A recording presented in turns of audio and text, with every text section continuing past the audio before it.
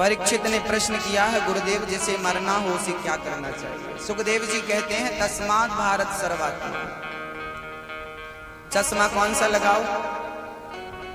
भक्ति का चश्मा। चश्मा कौन सा लगाओ? प्रेम का चश्मा। जब भक्ति के चश्मे से संसार को देखोगे, ईश्वर के अतिरिक्त तो कुछ नजर नहीं आएगा। पत्नी स्त्री में भगवान, पुरुष में भगवान, बच्चे में भगवान, वृक्षों में भगवान, कण कण में भगवान, पशु पक्षियों में भगवान, जहां देखो वहां भगवान ही भगवान तो है, उसके अतिरिक्त तो कुछ नहीं है।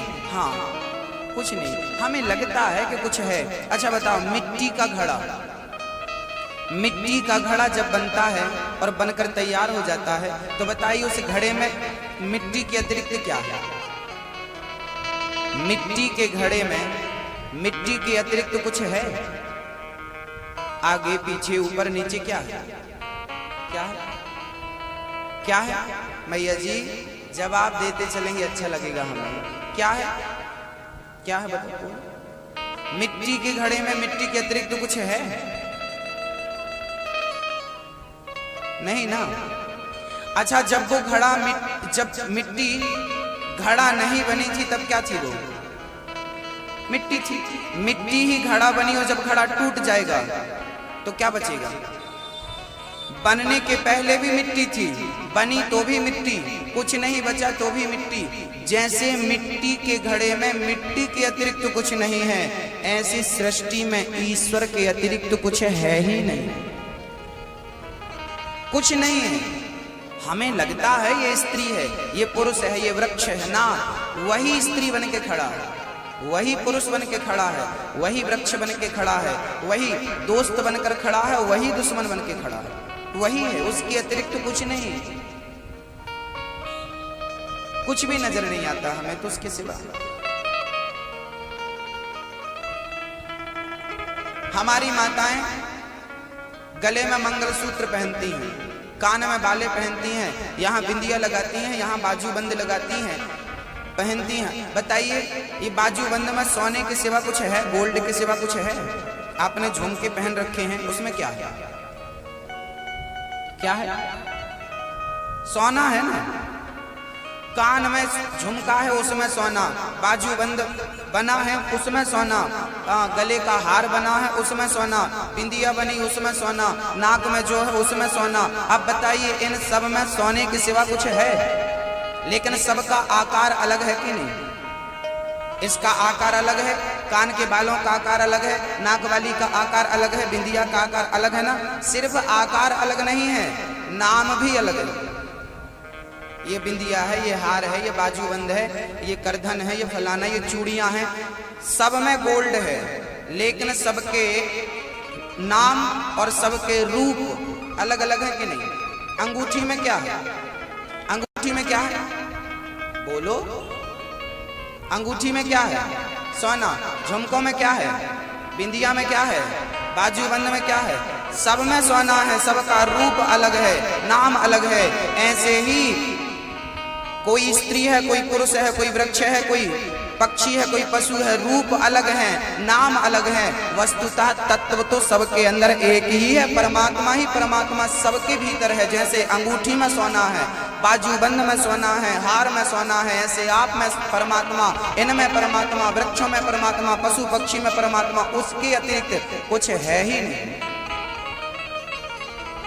हम कहते हैं, ये क्या है मैया जी? ये क्या है? क्या है? जोर से बोलो। रुमाल है। एक बार और सोच के बोलना, क्योंकि आप गलत बोल रहे हो। क्या है ये? नैपकिन है, कपड़ा है ना। तो ये कपड़ा है ना तो रुमाल है। अब बोलो क्या है? हाँ? क्या?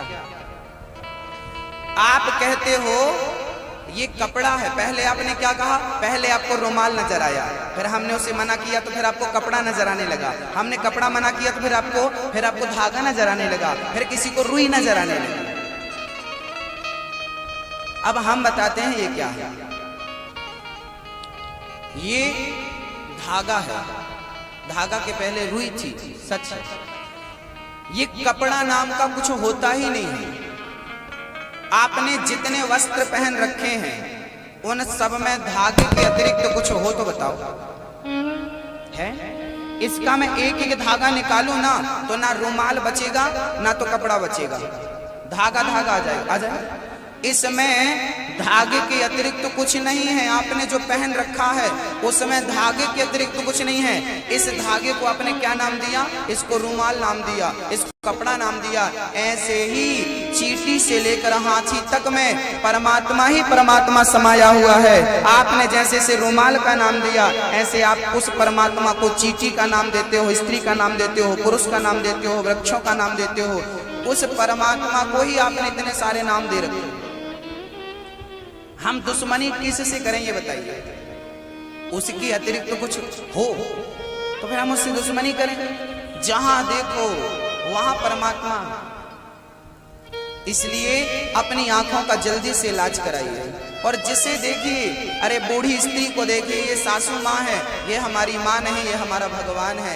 ये बाप है हमारा, पिता है हमारा, ये पिता नहीं, ये हमारा भगवान है। बड़ा भाई हमारा भगवान है। हमारा छोटा सा बच्चा, कहते हैं बच्चे 5 साल तक के ना भगवान ही होते हैं। ये छोटा सा भगवान, ये छोटे छोटे बच्चे सब भगवान।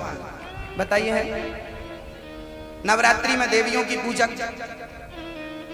खिलाते हैं ना, छोटी छोटी बहनों को हमारी भोजन पर बुलाते हैं, भंडारे पे। क्या सोच के बुलाते हैं? ये लड़की है इसलिए बुलाते हैं? ना ना, ये देवी है। उसे किस रूप से बुलाते हैं? जब आप नवरात्रि में छोटी छोटी कन्याओं को निमंत्रण देते हैं तो किस भाव से बुलाते हैं? जवाब दीजिए। एक लड़की है इसलिए बुलाते हैं? ना ना, ये साक्षात देवी है। देवी, हम कन्याओं का भोजन करा रहे हैं, साक्षात देवी है। 9 देवियां, 9 लड़कियों को, 9 बहनों को बिठा के भोजन कराते हैं। एक एक लड़की में हम एक एक माँ का दर्शन करते हैं। प्रथमम शैलपुत्री चा, द्वितीयम ब्रह्मचारिणी, तृतीयम चंद्र घंटेति, कूष्मांडेति, चतुर्थकम। ये 9 देवी का हम एक एक लड़की में दर्शन करते हैं। वो आपके लिए लड़की होगी, आपकी बेटी होगी, पर नवरात्रि में जब भोजन करती किसी घर में पाई जाती है, वो साक्षात दुर्गा का रूप होगा करती है। तो भाई अपना अपना नजरिया है। कोई उसे लड़की कहता है, कोई उसे कुछ कहता है, कोई उसे देवी कहता है। अपना अपना नजरिया है। इसलिए अपनी आंखों का बहुत जल्द इलाज कराएं और सब में भगवान का दर्शन करना प्रारंभ कर दें। सबका सम्मान करें, किसी का अपमान ना करें। निज प्रभु माया देखा ही जगत के ही सन करें विरोध। तस्मात् भारत सर्वात्मा भगवान ईश्वरो हरि श्रोतव्यः कीर्तितव्यश्च। ज्यादा से ज्यादा हो सके तो आप सब में भगवान का दर्शन करिए। और क्या करिए? श्रोतव्यः, ज्यादा से ज्यादा कथा सुनना शुरू करिए। वैसे आप लोगों को मैं क्या कहूँ, आप लोग बहुत अच्छे श्रोता हैं। आप लोग समय के पहले आ जाते हैं और कथा पूरी होने के बाद जाते हैं। उत्तम कोटि के श्रोता हैं आप लोग। आप लोग इतने महान श्रोता हैं कि हमें मन करता है कि हम आपको नमस्कार करें, है ना? और आपकी भक्ति दिनों दिन बढ़ती रहे, दिनों दिन आपका ज्ञान बढ़ता रहे, दिनों दिन आपका वैराग्य बढ़ता रहे, भगवत प्राप्ति आपको इसी जन्म में हो, ऐसी भगवान से प्रार्थना करते हैं। आपको पहले मिल जाएं, हम आपके पीछे खड़े। हाँ, एक सज्जन ने हमसे प्रश्न कर दिया, महाराज जी क्या आपने भगवान को देखा है? क्या भगवान से मिले हो? हमने कहा भाई मिल गए होते तो फिर हम कुछ कह नहीं पाते, है ना? फिर हम कुछ कह कहां पाते? अभी मिले नहीं है इसलिए तो तड़प रहे हैं ना, इसलिए तो भाग रहे हैं। मिल जाते ना तो शांत हो जाते। एक सज्जन पानी में डूब रहा था, कह रहा था मैं डूब गया बचाओ, मैं डूब गया बचाओ, मैं डूब गया बचाओ। अब बताइए क्या वो डूबा है? यदि डूब जाता तो चिल्लाता कैसे? चिल्ला रहा है इसका मतलब अभी डूबा। डूब जाएगा तो शब्द ही नहीं निकलेंगे, कुछ बोल ही नहीं पाएगा। इसलिए मेरा निवेदन है कि अभी वो चिल्ला रहा है मैं डूब गया, मैं बचाओ, मैं डूब गया बचाओ, मैं डूब गया। अभी वो डूबा नहीं है, डूब जाएगा, कुछ कह नहीं पाएगा। जिस दिन मैं भगवान से मिल लूंगा, दर्शन कर लूंगा, कुछ कह नहीं पाऊंगा, क्योंकि मैं डूब जाऊंगा उस प्रेम में, उस आनंद में। डूब जाने वाला क्या कहेगा? तो फिर अभी तक दर्शन नहीं हुए ना? हाँ, अभी तक दर्शन हुए नहीं। हाँ, लाइन में खड़ा हूं, किसके पीछे? श्रोताओं के पीछे खड़ा हूं। आप लोग आगे हैं, मैं सबसे पीछे खड़ा हूं, लाइन में लग चुका हूं और लाइन में लग गया हूं, तो विश्वास है कि नंबर कभी ना कभी तो आएगा, कभी ना कभी तो आएगा। अब आप प्रश्न करो, महाराज जी कल तो आपने कहा था कि भगवान तो ये बैठे हैं, तो आपने तो हमसे कल बोला था कि भगवान तो यही बैठे हैं, मंदिर में भगवान है, तो आपने तो इनसे मिला? हाँ, इनसे तो मिले हम, ये भगवान है हमारे, हम इनसे मिलते हैं, रोज मिलते हैं। लेकिन इच्छा क्या है जानते हो? इच्छा है कि भगवान एक बार हमसे बात करें, एक बार हमारा हाथ पकड़ लें, इसलिए हम दोनों हाथ रोज उठाते हैं। कभी तो पकड़ेंगे, इस उम्मीद से लाइन में लगे हैं कि कभी ना कभी वो हाथ जरूर पकड़ेंगे, इसलिए रोज कथा सुनाते हैं, रोज कथा सुनते हैं, ताकि कभी ना कभी हमारा नंबर आ जाए। आप सबके पीछे खड़ा हूं, नंबर आएगा इस यकीन से खड़ा हूं। हाँ, और हमें पता है कि सबसे पहले आप लोगों को भगवान मिलेंगे, क्योंकि भगवान इसी तरफ से आएंगे ना। जब आएंगे तो पहले आप लोगों से मिलते हुए आएंगे ना। हम तो पीछे खड़े हैं, अभी भी पीछे ही है कि नहीं? क्योंकि एंट्री तो सामने ही है ना, सब बंद है पीछे से। आएगा तो भगवान आगे से आएगा, इसलिए श्रोताओं से पहले मिलता है भगवान। धुंधकारी का उद्धार बाद में हुआ, गोकर्ण जी को भगवान ने दर्शन बाद में दिया। परीक्षित को भगवान पहले मिले। सुखदेव जी कथा सुना रहे हैं, श्रोतव्य, ज्यादा से ज्यादा कथा सुनो, क्योंकि भगवान अंदर कहां से जाता है? अंदर है ना भगवान, कहां से जाता है बताइए? प्रविष्टः कर्णरंध्रेण, भगवान कान से ही प्रवेश करता है जब कथा। अच्छा एक बात, एक सज्जन हमसे बोले महाराज जी कथाएं सुनेंगे तो क्या होगा? हमने कहा कथा सुनोगे तो शांति मिलेगी, आनंद मिलेगा, सुख मिलेगा, समृद्धि बनेगी आपकी। अरे महाराज जी हम नहीं मानते इस बात को, यहीं से आता है, भगवान भी यहीं से आता है और बुराइयां भी यहीं से प्रवेश करती हैं। इसलिए ये कान बुराइयों के लिए बिल्कुल ना रखो, नहीं तो बुराइयां अपना डेरा जमा लेंगी। भगवान की कथा सुनो ताकि हृदय में, मन मंदिर में भगवान आकर के विराजमान हो जाएं। इसलिए ज्यादा से ज्यादा क्या सुनना चाहिए मैया जी? प्रविष्टः कर्णरंध्रेण, ज्यादा से ज्यादा कथा सुनना चाहिए। श्रोतव्यः कीर्तितव्यश्च, कथा रोज रोज सुनने को ना मिले तो क्या करना चाहिए? कीर्तन करना चाहिए। कीर्तन अपने अपने घरों में रोज 15 मिनट कीर्तन करना चाहिए। क्या मैया जी? कीर्तन हरे कृष्णा कृष्णा कृष्णा हरे हरे, हरे राम राम राम हरे हरे। कीर्तन ये आना चाहिए, यदि ये ना तो कोई बात नहीं, फिर कीर्तन करो नारायण श्रीमन नारायण, श्रीमन नारायण नारायण नारायण। कीर्तन जरूरी है। क्या जरूरी है मैया जी? 10 मिनट, 15 मिनट, आधा घंटा अपने घर में पूरे परिवार के पत्नी, पति, बेटा, बेटी, सास, बहू, जेठ, जेठानी सब बैठो और 15 मिनट सब बैठो। ढोलक ले लो, झांझ ले लो, मजीरा ले लो, कुछ नहीं आए तो भी लो, और प्रेम से 15 मिनट के लिए दरवाजा खिड़की सब लॉक कर दो और प्रेम से डूब जाओ नारायण श्रीमन नारायण। आप तो बोलती नहीं, भजमन नारायण भजमन नारायण भजमन नारायण नारायण।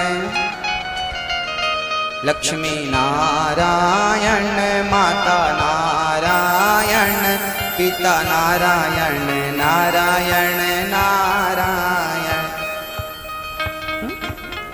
घर में बैठो 15 मिनट, गारंटी मेरी, यदि आपने 15 मिनट भगवान नाम का ये संकीर्तन किया, यकीन दिलाता हूं आपके घर का आधे से ज्यादा 99% आपका कष्ट, आपका दारिद्र्य, आपका दुख, आपका संकट, आपका भय अपने आप निकल करके भागेगा।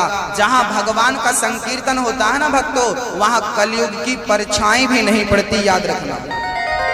अपने बच्चों को संस्कार देना चाहते हो और अपने घर में समृद्धि लाना चाहते हो, बड़ी किचकिच चलती है घर में, बड़ी टेंशन चलती है, सब कुछ है फिर भी किचकिच, फिर भी टेंशन। यकीन दिलाता हूँ 15 मिनट आपने यदि परिवार के साथ बैठकर कीर्तन कर लिया तो आपके घर की सारी चिंताएं, सारा कष्ट समाप्त ना हो तो आप मुझे जो सजा देना चाहो देना, मैं आपकी हर सजा स्वीकार करूँ। लेकिन प्रेम से कीर्तन, कलयुग केवल नाम आधारा, सुमरि सुमरि नर उतरहि। कोई साधन नहीं है इस कलयुग में। इस कलयुग में भवसागर से पार जाना हो तो भगवान नाम संकीर्तन करना है। करेंगे आप लोग? कौन कौन करेगा अच्छा बताइए। आप लोग नहीं करेंगे? ओ मैया जी आप नहीं करेंगे? अरे देखिए, कहो कि करें, कीर्तन ही तो करा रहे हैं। अच्छा पति जी से पूछ के करेंगे। सुनो जी, महाराज जी बोल रहे हैं करें कि नहीं करें? करेंगे? करेंगे? हाथ उठा के बताओ करेंगे। ओ भैया दादाजी आप नहीं करेंगे? हाँ हाँ, मेरा निवेदन है अपने छोटे भाई की, अपने बेटे की बात सब लोग मानना। हाँ बहुत ध्यान से सुनना। रोज कीर्तन करना और फिर आपके घर में कोई दुख आ जाए तो हमें बताना। कभी नहीं आएगा, लेकिन याद रखना पूरे घर के सदस्य बैठकर कर। इससे क्या होगा जानते हो? इसमें घर के सभी सदस्यों में परस्पर प्रेम बढ़ेगा। जिस दिन आपके घर के हर सदस्यों के बीच में आपके प्रति प्रेम जाग गया, जेठानी से आप प्यार करने लगी, वो आपसे प्यार करने लगे, सास को आप प्यार करने लगो, आप सास को प्यार करने लगो, सास आपसे प्यार करने लगे, छोटा भाई बड़े भाई से प्यार करे, बड़ा भाई छोटा भाई से प्यार करे। जब एक दूसरे से प्यार हो जाएगा ना तो आपका घर स्वर्ग बन जाएगा। क्योंकि रामचरितमानस में लिखा, जहां सुमति तहां संपत्ति नाना, जहां कुमति तहां विपत्ति निदाना। जहां एकता है, जहां परस्पर प्रेम है, वही तो स्वर्ग है। स्वर्ग कहाँ है? कोई ऊपर नीचे स्वर्ग थोड़ी है। आपका घर ही तो स्वर्ग है। और नर्क कहाँ है? आपका घर ही नर्क है। झगड़ा है, टेंशन है, चिंता है, घर नर्क बन गया। और प्यार है, भगवान का कीर्तन है। 15 मिनट सवेरे या शाम को बैठो, पूरे सब जन बैठो और फिर कीर्तन करो। अच्छा आजकल तो भोजन सब लोग साथ करते हैं, अच्छी बात है ये। इस घोर कलयुग में ये बढ़िया बात है कि सब लोग भोजन साथ में करते हैं। पत्नी पति का इंतजार करती है, बेटे पापा का इंतजार करते हैं। जब सब आ जाएंगे तब भोजन, बहुत बढ़िया बात है। सब लोग जब इकट्ठा हो जाओ घर के तो भोजन करने बैठो। उसके पहले दरी बिछाओ, चटाई बिछाओ, नीचे बैठो और प्रेम से जहां भगवान बिठा रखा है आपने 15 मिनट जाओ और पहले भगवान का भजन करो और भजन के बाद भोजन करो। देख लेना आपका घर स्वर्ग ना बन जाए तो कह देना। बस इतना कर लेना और कुछ नहीं। पूरी कथा का सार बोल दिया आज हमने। इतना 15 मिनट, ज्यादा सब लोग। और भजन कीर्तन करते हुए फिर थोड़ा थोड़ा नाच लेना, झूम लेना मस्ती से, मीरा की तरह। वैसे वो बाद का सब्जेक्ट है, वो आपके आनंद की बात है। लोग नाचते कब है? जब बहुत ज्यादा, बहुत ध्यान से सुनना मैया जी, लोग नाचते कब हैं? बोलिए, लोग नाचते कब हैं? जब बहुत ज्यादा, जब बहुत ज्यादा, जब बहुत ज्यादा। आप लोग उल्टा क्यों बोलते हैं? हर चीज उल्टा। आप कह रहे हो कि व्यक्ति नाचता तब है जब बहुत ज्यादा खुश होता है, और हम कहते हैं कि जब नाचोगे तब बहुत ज्यादा खुशी मिलेगी। जब नाचोगे, आप कह रहे हैं बहुत ज्यादा खुशी होती है तब नाचते हैं, और हम कह रहे हैं जब नाचोगे ना तो बहुत ज्यादा खुशी अपने आप मिलेगी। पहले नाचो, खुशी बाद में मिलेगी। खुश बाद में होंगे आप, आनंद बाद में मिलेगा आपको। और आप क्या समझते हैं, पहले पहले पहले आनंद मिले फिर हम नाचे ना। आनंद पहले मिले बाद में आप नाचो, ऐसा नहीं। पहले नाचो बाद में आनंद मिलेगा। भगवान के सामने नाचो। मीरा नाचती थी, किसी जमाने वाले के सामने थोड़ी नाचती थी। अपने श्याम सुंदर को बिठाती, कीर्तन भजन करती और प्रेम से झूमती। वो तो गली गली हरि गुण गाने लगी। महलों में पली बन के जोगन चली, मीरा रानी दीवानी कहाने लगी। नाचती कूदती प्रेम से। देखो पा लिया ना, ईश्वर तक पहुंचने का साधन कह रहा हूं मेरी मैया। पहले कीर्तन करना, 15 मिनट रोज करना, आधा घंटा रोज करना, आनंद आएगा, आनंद आएगा।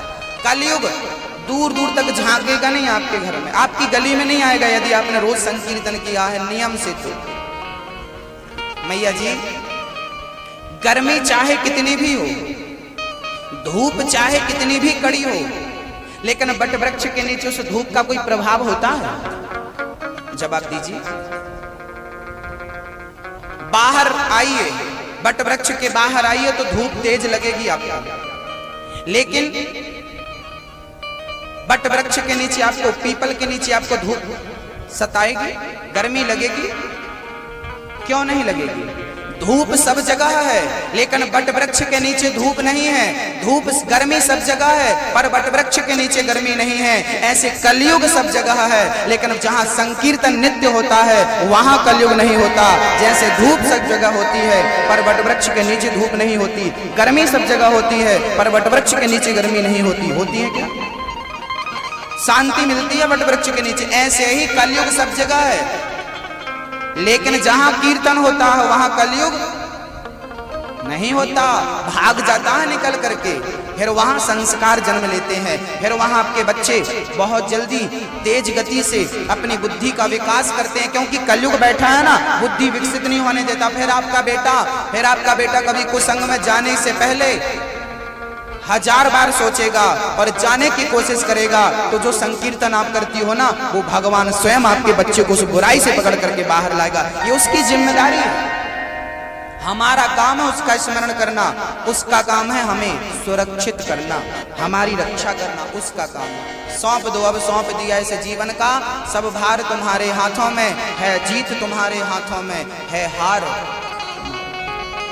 बस हम तो कुछ जानते ही नहीं सब्जेक्ट में, हम तो समर्पण करना जानते हैं, हाथ उठाना जानते हैं, समर्पण, अपने आप को सरेंडर करना जानते हैं। लोग नहीं, आप पकड़ो हाथ, चाहे तो पार लगा दो, चाहे तो डुबा दो।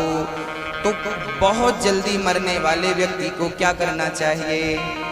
नैनों की खिड़की से तुझको पल पल मैं निहारूं, नैनों की खिड़की से तुझको पल पल मैं निहारूं, मन में बिठा लूं तेरी आरती उतारूं, मन में बिठा लूं तेरी आरती उतारूं, और डाले रहूं तेरे चरणों में डेरा, यूं बीत जाए जीवन मेरा, हर श्वास में हो सुमिरन तेरा, यूं बीत जाए जीवन मेरा।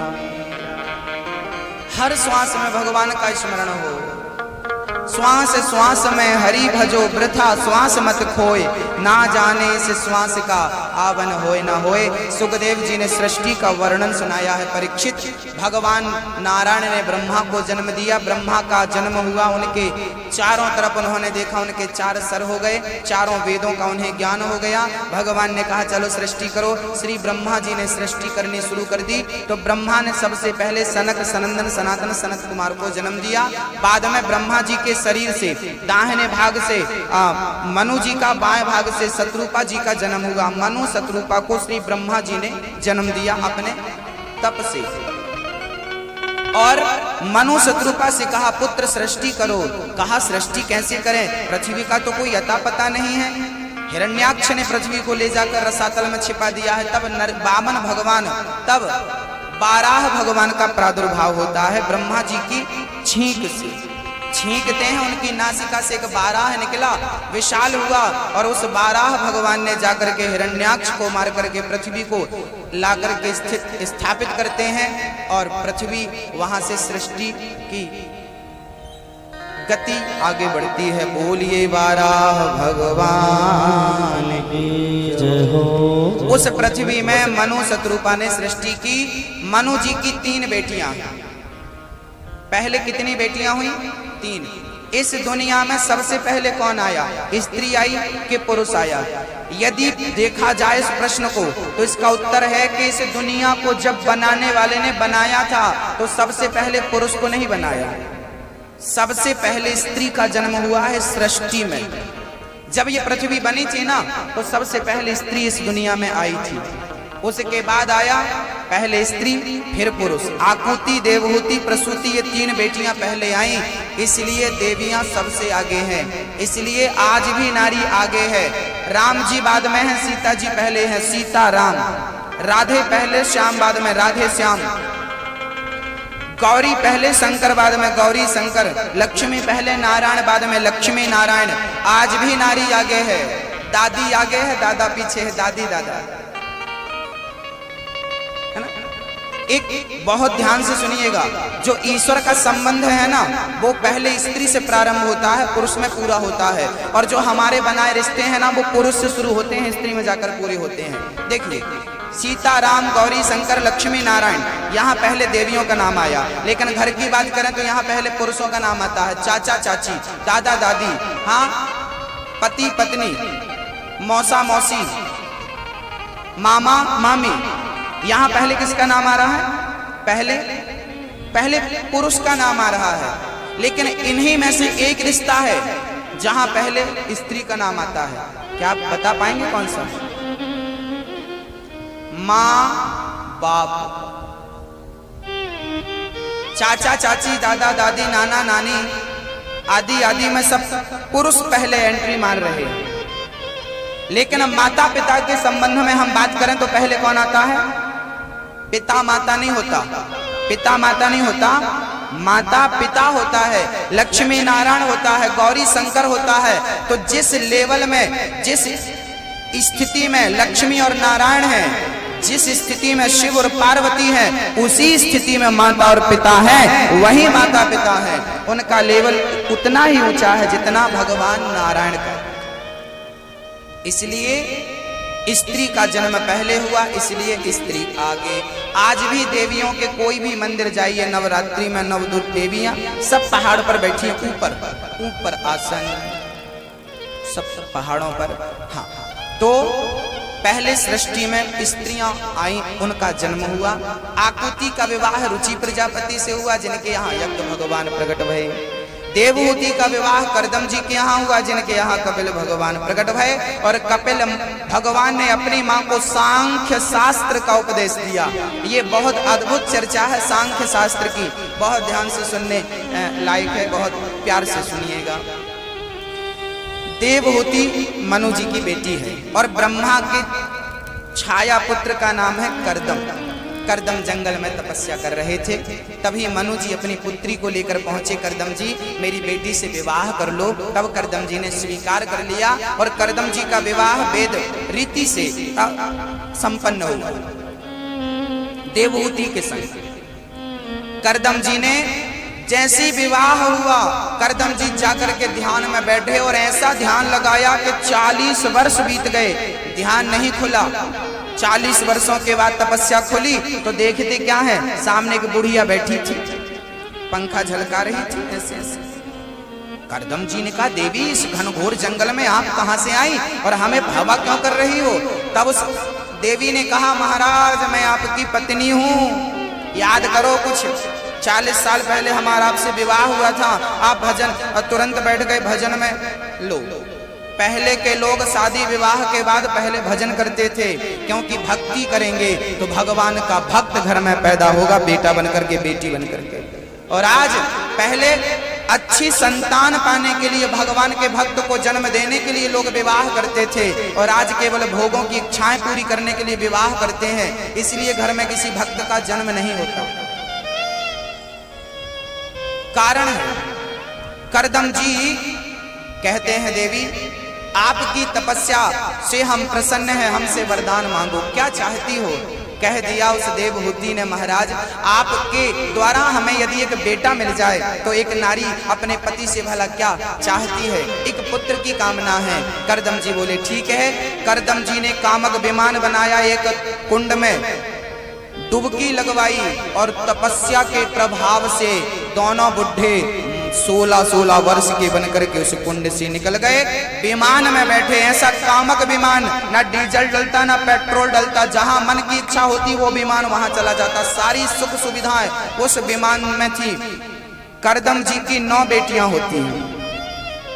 करदम जी की 9 बेटियां होती हैं। ये 9 बेटियां ब्रह्मा जी के मानस पुत्रों से विवाही जाती हैं। कला का विवाह हुआ है मरीचि से, अनसुईया का विवाह हुआ है श्री अत्रि मुनि से, श्रद्धा का विवाह हुआ है श्री अंगिरा जी से, और हविर्भू का विवाह हुआ है श्री पुलस्त जी से, और गति का पुलह से, क्रिया का क्रतु से, ख्याति का भृगु से, अरुंधति का वशिष्ठ जी से और शांति का अथर्वा मुनि से विवाह संपन्न हुआ। ये करदम जी की 9 बेटियां हैं। अरुंधति, अनसुईया, कला इत्यादि ये बेटियां। विवाह संपन्न हुआ। करदम जी ने एक दिन हाथ जोड़ लिया अपनी पत्नी से, देवी 9 बेटियां थी, मैंने विवाह कर दिया, अपनी जिम्मेदारी खत्म हुई, अब आज्ञा दो हम भजन करने जाएं। है ना, भगवान का भक्त ना जब मौका मिलता है भगवान की भक्ति करता है। करदम जी आज्ञा मांग रहे हैं, हमें आज्ञा दो, हम जा रहे हैं तपस्या करने के लिए। देवहूति उदास हो गई। स्वामी जी आपने हमें वादा किया था कि एक बेटा हमें देंगे, पर अभी तक तो बेटा हुआ नहीं। भाई एक बेटा मिल जाएगा तो हमारा सहारा बनेगा, ये बेटियां तो पराया धन होती हैं, हमारा एक बेटा हो जाए तो हमारी सेवा करेगा। ठीक, करदम जी रुक गए। कुछ दिनों के पश्चात देवहूति के गर्भ से एक सुंदर से पुत्र जन्म लेता है, और वो पुत्र कोई साधारण नहीं, साक्षात नारायण भगवान कपिल देव के रूप में प्रकट हो रहे हैं। बोलिए कपिल देव भगवान की। कपिल देव का जन्म होते ही करदम जी ने अपनी पत्नी को प्रणाम किया, कहा देवी अब तुम संभालो अपनी गृहस्थी, हम चले। चल पड़े करदम जी भगवान का भजन करने जंगल में एकांत में बैठ करके, और भगवान में मन लगाते हैं। बोलिए कृष्ण कन्हैया लाल की। यहाँ पर कपिल मुनि अपनी माँ को सांख्य शास्त्र का उपदेश करते हैं। उसके पूर्व हम देख पा रहे हैं कि हमारे आज के अतिथि बनकर के हमारे भैया मुकेश यादव जी पधारे हैं। आए, आपका स्वागत है। भैया दिलीप जी भी हैं, आप भी आए, स्वागत है आपका। भगवान से जुड़े हुए, कथाओं से जुड़े हुए ये भक्त हैं। बड़ी श्रद्धा से आपने वृंदावन में कथा का आयोजन कराया, अपने क्षेत्र में कथा का आयोजन कराया, बड़ी सेवाएं हैं आपकी। भगवान से जुड़े हैं और सबको जोड़ के रखते हैं आप। स्वागत। भक्तों,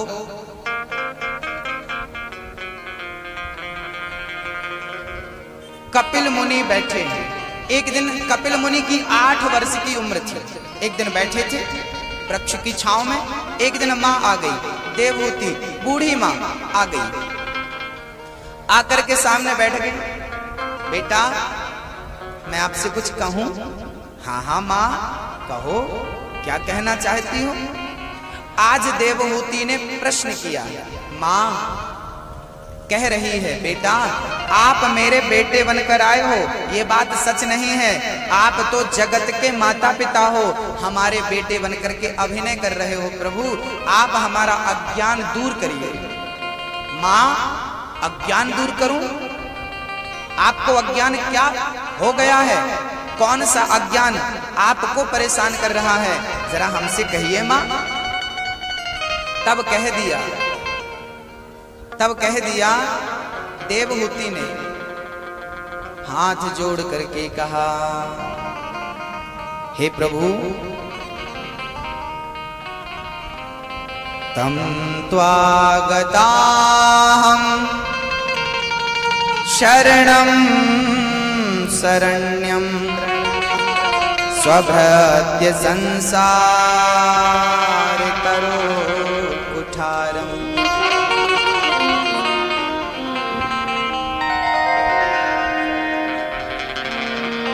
आप भैया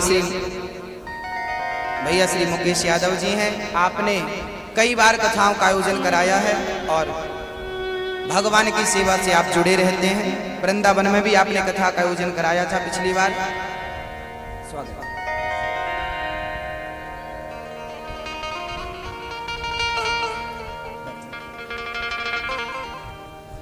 भक्तों,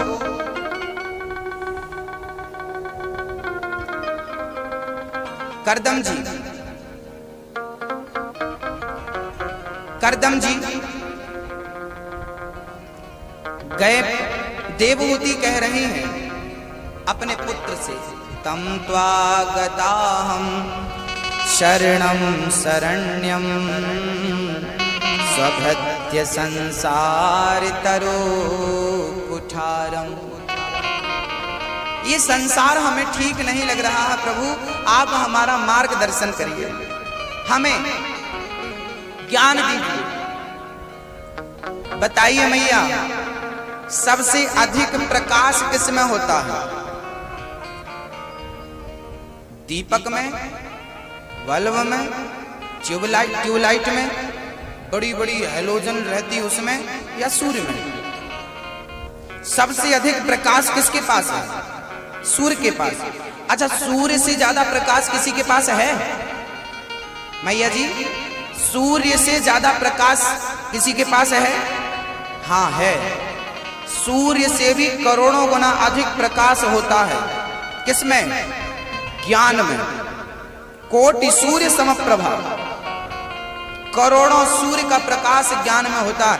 याद रखना, सूर्य का प्रकाश गुफाओं के भीतर कभी नहीं जाता, आपके भीतर सूर्य का प्रकाश कभी नहीं जाता, लेकिन ज्ञान का प्रकाश यदि हो जाए तो वो ज्ञान का प्रकाश आपके अंदर के अज्ञान को खत्म कर देगा और ज्ञान की ऐसी ज्योति जलाएगा कि संसार मिथ्या दिखने लगेगा, तुच्छ नजर आने लगेगा। इसलिए कहा करता हूं कि ज्ञान आवश्यक है, ज्ञान से ही आपका कल्याण हो सकता है। मैया जी, आप लोग रोती रहती हो ना, क्यों रोती हो? क्योंकि अज्ञान है। ज्ञानी और अज्ञानी में क्या भेद है? बहुत ध्यान से सुनिए मेरी माँ। और ज्ञान की क्यों आवश्यकता है, क्यों जरूरत है, बहुत ध्यान से सुनिए। हाँ, ज्ञान क्यों चाहिए? एक बच्चे का 20 साल का जवान छोरा एक्सीडेंट हो गया।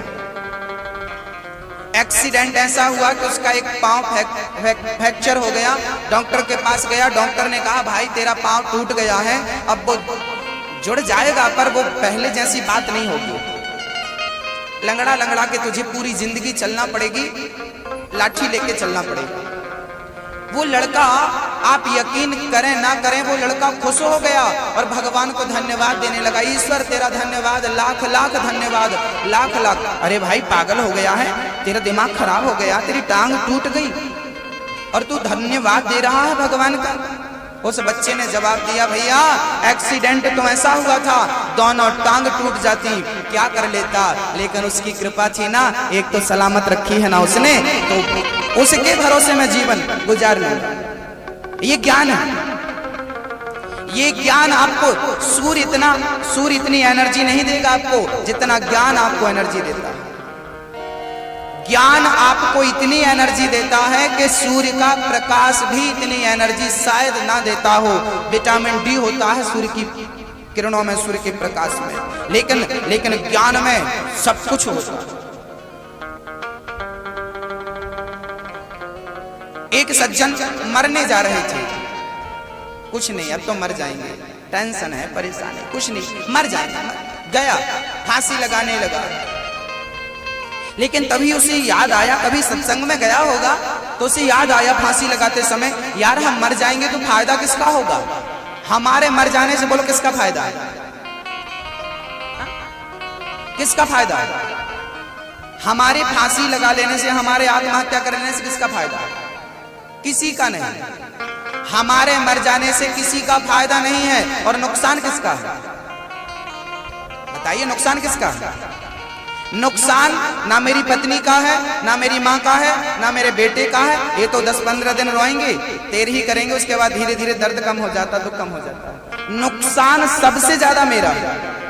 परमात्मा ने ये शरीर दिया था आत्म कल्याण करने के लिए, जा अपना परलोक सुधार, लेकिन मैं अज्ञानवश फांसी लगा लिया। अरे भाई, थोड़ी भी ज्ञान की किरण होती कभी तुम आत्महत्या नहीं करते। उसे पता चला राम राम, ना मेरे परिवार का कुछ बिगड़ने वाला, ना जमाने का कुछ बिगड़ेगा तो मेरा बिगड़ेगा, परलोक बिगड़ेगा। उसने रस्सी हटाई और चला गया हरिद्वार के किनारे। बोले दुनिया वालों को कह दूंगा मैं मर गया, दुनिया वालों के लिए मर गया, अब तो केवल आत्म कल्याण करने के लिए जीवित हूं। चला गया भजन करने। ये ज्ञान है जो आपको मरने नहीं देता, इतनी एनर्जी है ज्ञान में। आत्महत्या करने वाले के भीतर यदि ज्ञान की एक किरण जाग जाए ना, वो आत्महत्या नहीं कर सकता। अज्ञानी लोग जिनका ज्ञान सोया हुआ है वो आत्महत्या करते हैं। दुखी कौन है? रो रहे हैं, रो रहे हैं, रो रहे हैं। कौन दुखी है? जिनका ज्ञान सोया हुआ है वो दुखी है। जिनका ज्ञान जाग गया है ना मेरी माँ, वो कभी दुखी नहीं होता, वो हमेशा भगवान का धन्यवाद देता है। अरे तूने मुझे इतना अमीर बनाया है। बताइए आप में से कौन कौन गरीब है? बोलिए, आप में से कौन गरीब है? जरा हाथ उठाओ। गरीब हो आप? आपकी हिम्मत नहीं हो रही है यहां हाथ उठाने की, लेकिन चिल्ला बड़े गरीब, बड़े परेशान है। कोई परेशान नहीं है, कोई गरीब नहीं है। एक बात बताओ, आपके सामने 10 करोड़ रुपए रखा हो और आपकी अंतिम सांस चल रही हो, क्या करोगे 10 करोड़ का? आपकी अंतिम सांस चल रही है, डॉक्टर कह दिया कल फलाना मर जाएगा, और जब आपको कल मरना है और आज मैं 10 करोड़ रुपए रख दूं आपके सामने, बताइए 10 करोड़ पाने से खुशी होगी? क्यों नहीं होगी? क्योंकि कल जाना है। सीधा सा अर्थ यही है कि पैसे से कोई अमीर नहीं होता। जिसके पास स्वस्थ शरीर है वही इस दुनिया का सबसे अमीर व्यक्ति है। जिसके पास खुद के हाथ हैं, खुद के पांव हैं, जो खुद के पांव से चलकर अपने घर से बाहर निकलता है, पांव से चलकर घर में आता है, जो अपने हाथ से अपने कपड़े पहन लेता है, उतार लेता है, स्नान कर लेता है, खा लेता है, वही दुनिया का सबसे अमीर आदमी है। गरीब वो है जो दूसरों के हाथ से पानी पीता है, जो दूसरों के कंधों में हाथ रख करके चलता है, उन्हें हम गरीब कहें तो समझ में आता है। तुम कैसे गरीब हो? पैसा नहीं है, गरीब है। उसके पास पैसा है, अमीर है। हमारी सोच कितनी घटिया है। हम पैसे से इस शरीर को तौलते हैं। पैसा ना इसके सामने तुच्छ है, तुच्छ। करोड़पति आदमी की किडनियां बिगड़ती है ना, वो कहते हैं जितना पैसा लेना ले ले, 10 करोड़ ले, 20 करोड़ ले, 50 पैसा मेरे पास खूब पड़ा पानी की तरह ले जा, बस मुझे किडनी चाहिए, मेरी किडनी खराब हो।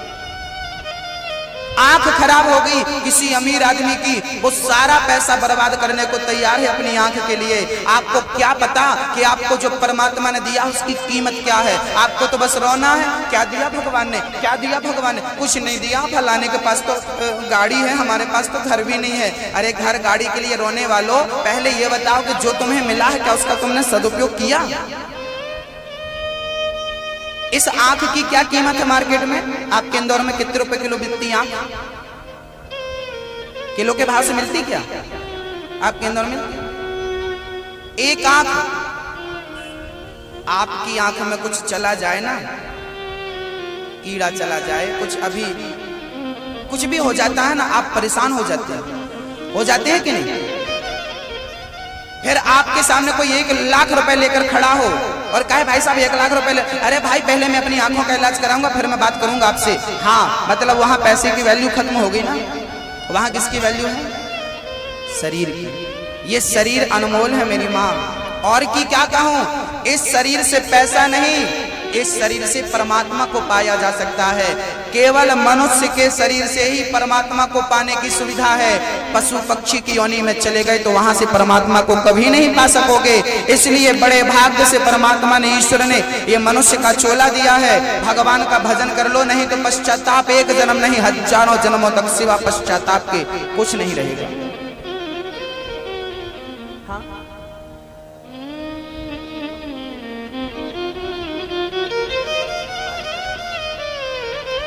मेरी माताओं से प्रार्थना है, सभी लोग कूलर से दूर रहें, क्योंकि उसमें करंट हो सकता है हल्का फुल्का। बच्चों को कूलर से दूर रखें, ये साउंड से चिपक करके बिल्कुल ना खड़े हों, साउंड में धक्का ना मारें। बहुत निवेदन है, बहुत सावधानी से आप सभी को बैठना है और प्रेम से कथा सुनना, आपका कोई नुकसान ना हो इसलिए। हाँ, थोड़ा सा दूरी बनाइए कूलर से, लोहे से दूर रहिएगा।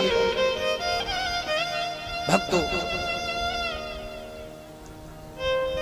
मनुष्य का शरीर ही है परमात्मा को पाने का साधन। ये कपिल देव ने अपनी मां को सांख्य शास्त्र का ज्ञान दिया। मां देवहूति कहती है, प्रभु मेरा मन मेरे वश में नहीं, कृपा करो, मैं बड़ी दुखी हूं। मैया जी आप दुखी हैं, बताइए आपके दुख का कारण क्या है? आपके दुख का कारण है कि आपका मन आपके वश में नहीं। यदि मन वश में हो तो फिर कौन दुखी है बताइए? है कोई दुखी? यदि मन वश में हो तो कोई दुखी नहीं है। दुख का कारण क्या है? मन। और सुख का कारण क्या है? मन संसार में लग गया तो दुख का कारण बन जाएगा, मन भगवान से जुड़ गया तो सुख का और आनंद का कारण बन जाएगा। इसलिए अपने मन से भगवान का ध्यान करना सीखो, भगवान का स्मरण करना सीखो, चिंतन करना सीखो। मन के हारे हार है, मन के जीते जीत, मन ही मिलावत राम से, मन ही करत फजीत। मन की गति है अटपटी, झटपट लखे न कोय, मन की जब खटपट